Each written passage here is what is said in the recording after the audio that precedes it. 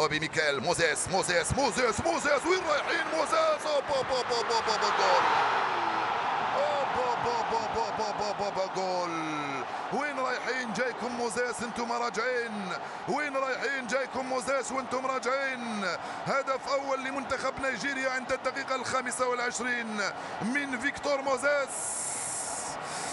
آي هدف اول لمنتخب نيجيريا من امضاء موزيس. الان سيخرج اللاعبون الجزائريون من منطقتهم، الان سيخرجون، الان سنشاهد ردة الفعل، الان سنشاهد قدراتهم الهجومية. بطاقة صفراء ينالها فيكتور موزيس على نزع القميص اكيد. جاي فيكتور موزيس، انتم راجعين للخط الخلفي.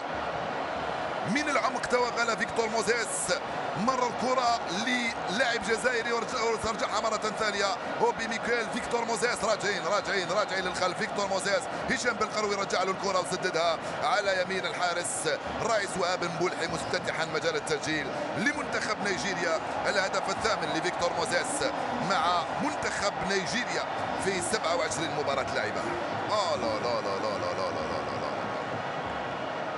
شالك متقدم شويه، يعني تقريبا يلعب كرقم 10، يعني قلب الهجوم. حذري من موزيس، خطيره التغطيه من محمد زيتي. حذري من الخطا من إنياتشو لصالح منتخب نيجيريا. إنياتشو ما زالت عنده الكره، يرجع للخلف لصالح المنتخب. ضعي تسلل.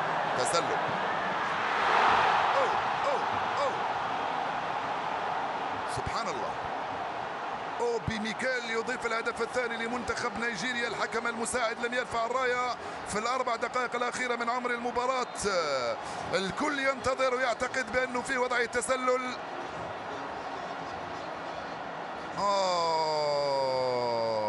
هدف ثاني لمنتخب نيجيريا من جون اوبي ميكيل عند الدقيقه 42 من عمر المباراه.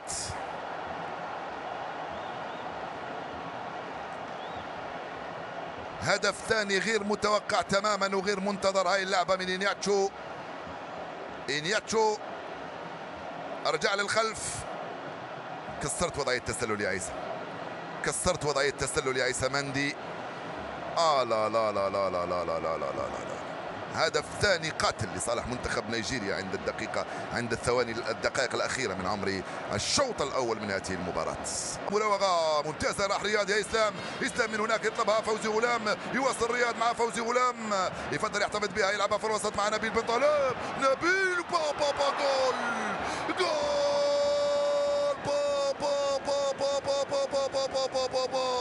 من أين لك هذا الصاروخ يا نبيل؟ من أين لك هذا الصاروخ؟ أرض جو يا نبيل.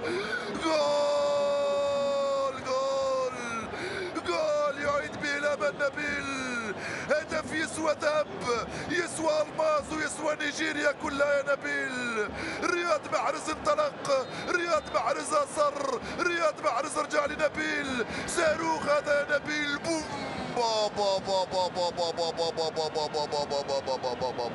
لقد زال السحر الآن من شباك مرمى نيجيريا بهذا الصاروخ. لقد زال السحر الآن وبإمكاننا العودة في النتيجة. يا سلام. على الجهة اليمنى أحمد موسى، كرة خطيرة. وين راجع يا هشام؟ أحمد موسى. جول ثالث للمنتخب النيجيري في الوقت بدل الضائع من عمر المباراة. جول ثالث للمنتخب النيجيري في الوقت بدل الضائع من عمر المباراة. لا أحد يريد أن يكون في مكان هؤلاء اللاعبين الذين لن يتردد بعض فلاسفة الكرة في أن يمسحوا بهم الأرض، ولن يترددوا في إعادة اسطوانة اللاعب المحلي واللاعب المغترب واسطوانة المدرب المحلي والمدرب الأجنبي التي سئمنا منها وتعبنا منها. هم مجموعة من الشبان لم يترددوا في بذل مجهودات كبيرة اليوم أمام منتخب نيجيري قوي. خسروا ب3-1 أي نعم، ولكنهم بذلوا مجهودات كبيرة في الشوط الثاني من عمر المباراة. يجب أن نتقبل أحكام كرة القدم التي فيها فائز وفيها خاسر، ونتقبل بأننا لا نفوز دوما، ونتقبل بأن لدينا الكثير من الاختلالات يجب أن نصححها مع مرور الزمن. المنتخب هذا مستقبل مازال أمامه مباريات 4، ومازال أمامه نهائيات كأس أمم إفريقيا في الجابون.